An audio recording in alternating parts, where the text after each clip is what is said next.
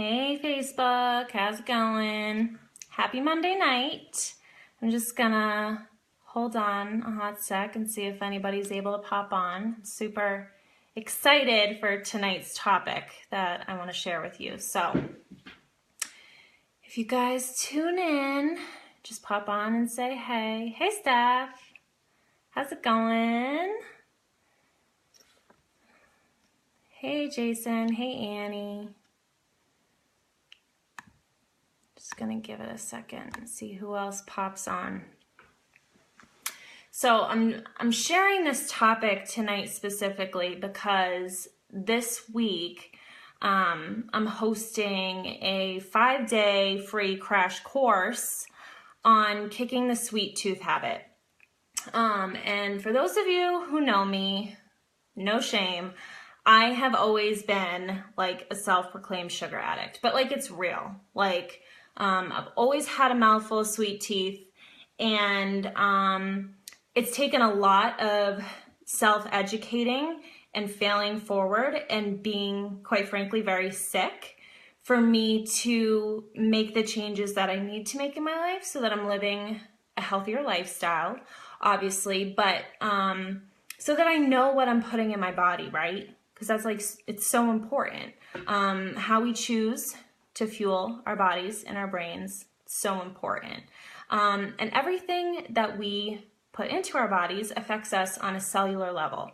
So I know for me, because of, my history with, different health issues and such, I became like a chronic label reader.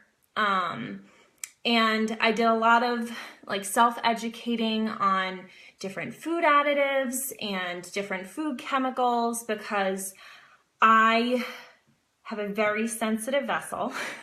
I react to a lot of different foods and food chemicals.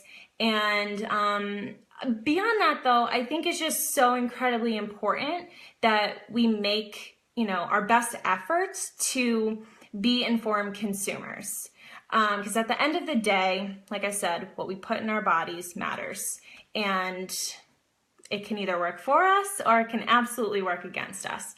So tonight I want to specifically talk to you about artificial sweeteners, otherwise known as aspartame, otherwise known as NutraSweet, otherwise known as Equal or Splenda. I think there's one called like Spoonful or Equal Measure. And, a lot of people actually turn to artificial sweeteners because they think that, maybe they're doing themselves a favor by not putting, refined sugar in their coffee or in their, whatever else they put it in. And it's actually a myth. You're not doing yourself any favors by using artificial sweetener. And I'm going to explain to you why. I'm going to share some insight on some healthy alternatives that you can use that, it's not going to be refined sugar and it's not going to be artificial sweetener.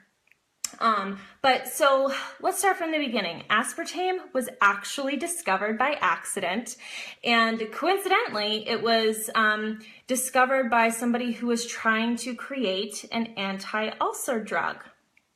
The irony in that. So basically, this sneaky food chemical, aspartame, it is found in so many different things, you guys. And in a lot of things that maybe you wouldn't necessarily think to check. So, anything that says sugar-free, you can most often be certain that it's definitely going to be in anything that says, sugar-free this, sugar-free that. Anything diet, like diet soda, diet yogurts, anything like that, it's going to be found in that as well. It's also found in like different vitamins. It's found in things like chips. It's found in cooking sauces, and all different kinds of drinks, in drink powders, in flavored waters. It's found in cereals. It's found in desserts. It's found in chewing gum. It's found in cough drops. Like there are a ton of different places where this sneaky food chemical exists. So, if you're not a label reader, I encourage you to absolutely become one, just because, like I said, it's so important to be an informed consumer. So aspartame is actually responsible for 75% of the adverse food reactions that are reported to the FDA each year. And, there are a lot of different reactions that are reported, and I have a little list that I'm probably going to have to read off of because it's actually not so little, and I didn't memorize it all by heart. But among the most serious reactions include seizures and death. So that's what you're putting in your coffee if you decide to reach for the packet of Splenda over reaching for the refined sugar or something else that's obviously a healthier alternative. So some of the reactions include headaches and migraines, muscle spasms. So sort of like if you get a Charlie horse, that's actually really common for people who consume a lot of artificial sweeteners. Irritability, heart palpitations, depression, anxiety, attention deficit disorders, dizziness, weight gain, difficulty breathing, vertigo, rashes, insomnia, memory loss, vision problems, slurred speech, joint pain, fatigue, hearing loss, loss of taste, just, a small little list. But other research has also shown that certain chronic illnesses can be brought on or made worse when a person, consumes pretty, serious amounts of artificial sweeteners over time or consistently. And among those illnesses, we have brain tumors, Alzheimer's disease, diabetes, multiple sclerosis, epilepsy, lymphoma, chronic fatigue syndrome, different birth defects, Parkinson's disease, and fibromyalgia, and cancer, of course. So to sort of understand what aspartame even is, you gotta know what it's comprised of, okay? And it's comprised of 3 different key, very scary ingredients. The first is aspartic acid, and that makes up 40% of aspartame. The next is phenylalanine, which is really hard to say, and I'll probably get all tongue twisted as I, continue to try and say it throughout the course of this live stream. But that's 50% of aspartame. And then methanol, and that is 10% of aspartame. So aspartic acid and phenylalanine, I want to talk to you about these 2 specifically first. So they're actually amino acids that, can normally be found in foods that you eat. And I know phenylalanine specifically, I'm not sure about aspartic, phenylalanine specifically is actually a chemical that's found in the brain. Hey, Rebecca. But so they're normally found in foods that you eat. However, they can only be considered natural and harmless when they're consumed with other amino acids and other fats and other carbohydrates, okay?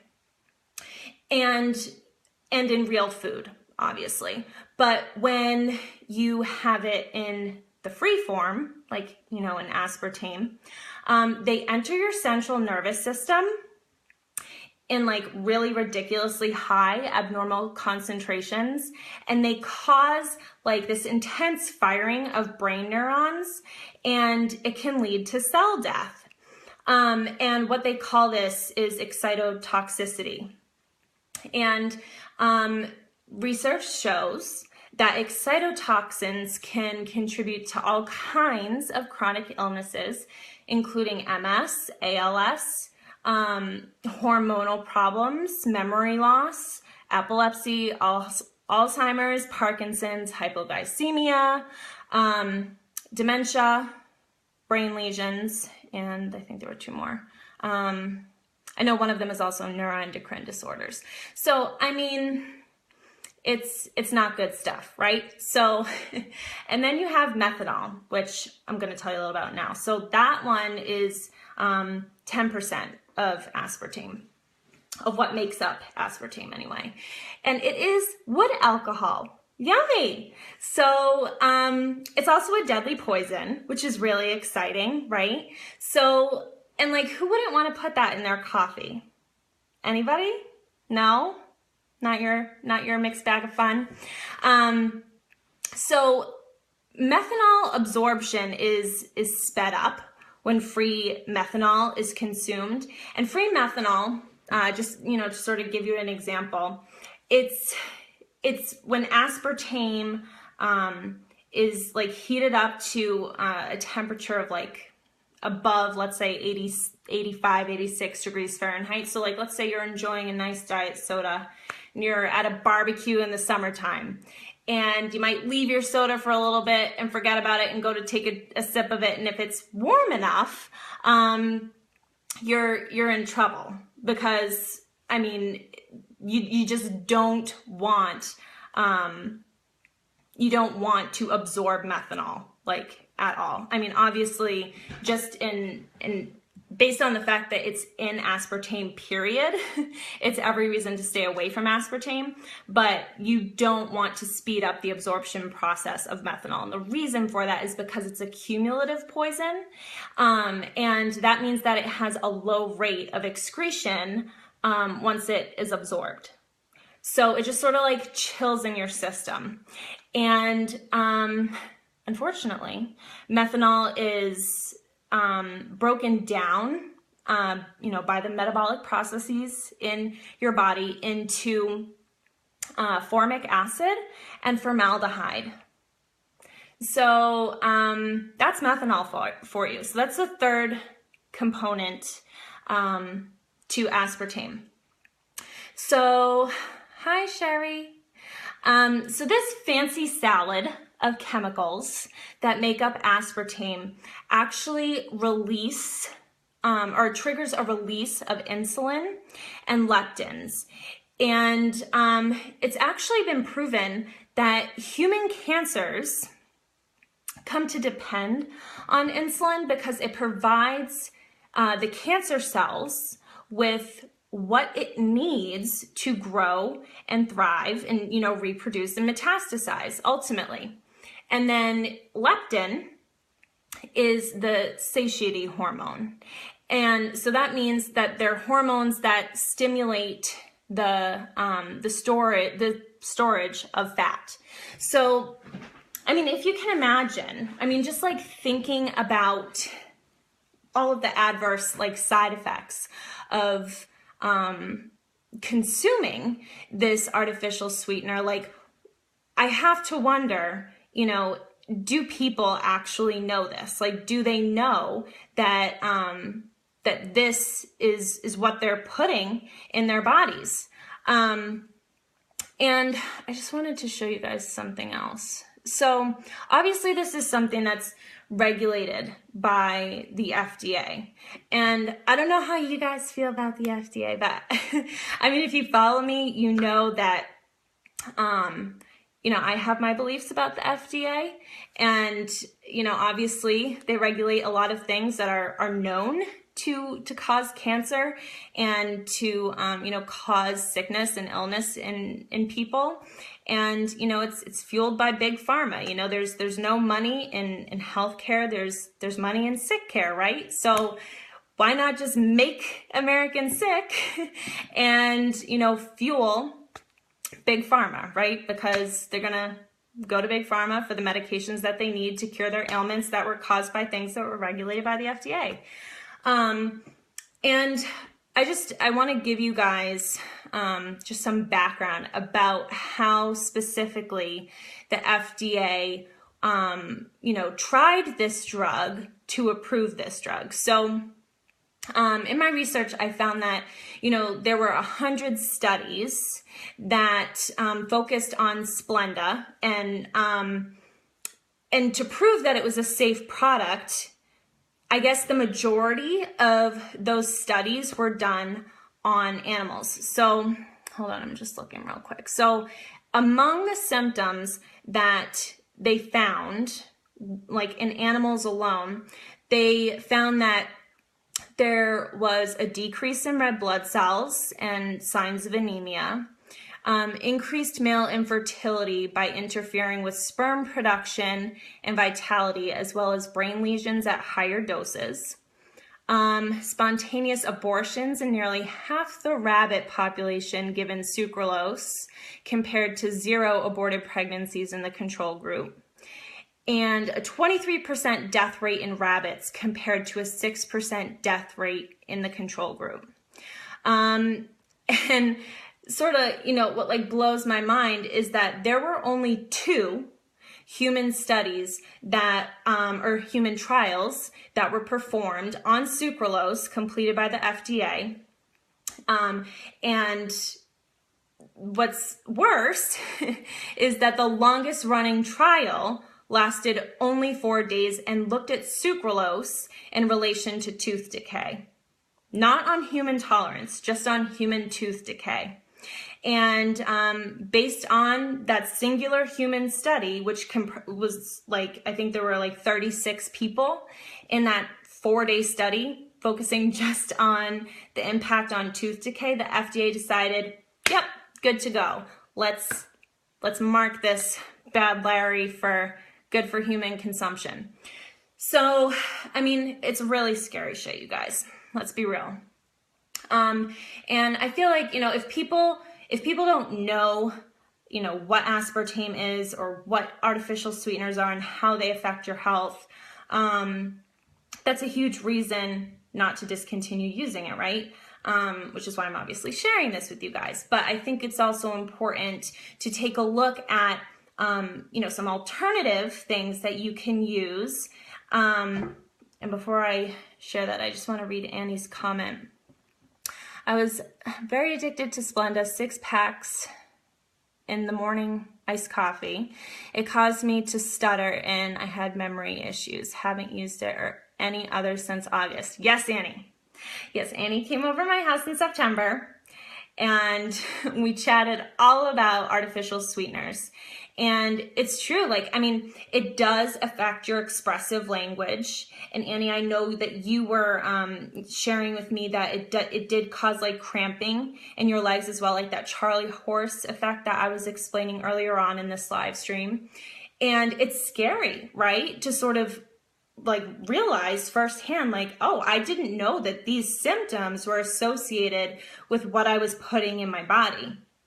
And unless somebody tells you, how would you know? So that's a really good point, Annie, that, you haven't had any since August. I'm so proud of you. That really makes me so happy. So, some alternatives that are, nutritionally better for you, better, easier on your body and not loaded with, toxic chemicals. So honey is a really good one, but I'm not talking about like that honey bear that, taunts you on the Market Basket shelf for like $2.99. I'm talking about like raw local honey. It has a lot of health benefits. It really helps people with like seasonal allergies, but it's in its, purest form when it's raw and it's local, obviously. And that honey bear that you see on the grocery store shelves, man, like it's loaded with chemicals and it's totally genetically modified. And I don't think it's, a whole lot better than obviously putting artificial sweetener in your coffee. Coconut sugar is another one that I have used, and I usually get my coconut sugar at Trader Joe's. Love Trader Joe. So, it's definitely a solid alternative.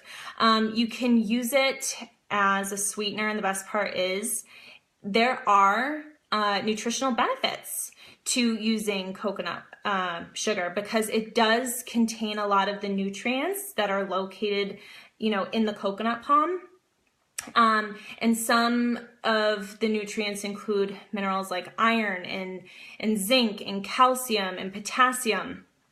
And they're there's some other health benefits too. I don't know them off the top of my head, but certainly a much better alternative, and it's low in glycemic index, which is obviously a perk.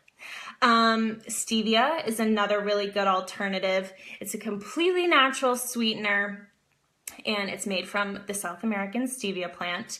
And I've used it both in the liquid form and in its powdered form.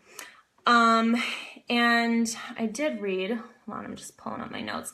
I did read that there were actually also some benefits to stevia consumption as well. So it says a new study showed that diabetic rats were given stevia and they had a delayed but significant decrease in blood glucose level without producing hypoglycemia, while also demonstrating a loss in body weight. So I'm just gonna look at some of the questions. How is baking with coconut sugar? I usually use honey and pure maple syrup, but I'd love another alternative. So coconut sugar, I have baked with coconut sugar. I think it's good. Like I made an apple crisp this past fall with coconut sugar, and it was thebomb.com. So, I mean, it really probably depends on the recipe. And I think that, you know, before you bake with it, you might want to try adding it in like your coffee to sort of like understand like how it tastes in something. Or, I mean, if you're just baking for yourself, you could obviously just, you know, try it out that way. But yeah, I love coconut sugar. Stephanie asks, what about Truvia? And I meant to look that up and forgot, but I figured that when I mentioned stevia, somebody would bring up Truvia. I will comment, Steph, and let you know what I find when I take a peek at it, because I don't know off the top of my head. I don't know if it's, you know, a type, like a form of stevia, but just like they call it Truvia, like that's their brand, Truvia. I'm not 100% sure. So I'll definitely look into that. But yeah, I mean, if you guys have questions, feel free to, you know, post them in the comment section. I'll get back to them when I can if I don't have the answers right now. But yeah, so I mean, as always, like it's super important to be informed consumers and to really understand that everything that you put in your body affects you on a cellular level. And you know, especially, I mean, with the increased risk of, you know, developing disease, and not just that, but fueling disease, you know, it's so easy to fuel cancer with sugar. I mean, cancer cannot thrive. It cannot survive in an alkaline body. And that could be like a whole other live stream topic, but essentially, sugar and like junk food and all that crap, coffee, it's very, it's all very acidic. It makes your body acidic, and cancer thrives in an acidic environment. But if your body is alkaline and you're eating foods that are more alkaline, the opposite is true. It's very hard for disease to thrive in a body that is alkaline. So, you know, it's just so important to understand what you're putting in your body, and how you're fueling your body can, you know, I mean, God willing, prolong your life or not. So anyway, if you guys have questions about this topic specifically, I'd love to respond to them, you know, later on. And if you want to, you know, reach out in a personal message and chat with me about that, that's fine too. So anyway, that's all I have for you guys today. I just wanted to give you a little nugget about artificial sweeteners, since, like I said, I am hosting my live event this week. And if you happen to be interested in learning a little bit more about how to kick the sweet tooth habit, I am your girl. And I mean, today was just day one of my event. So if you decide that you want to reach out and you want to join later tonight, I'm more than happy to add you to the event. It's not like you've missed a whole lot. So I look forward to sharing more with you guys about this topic, because it's certainly one that's near and dear to my heart. And yeah, that's about it. So I hope you guys have a great night, and I'll catch y'all later.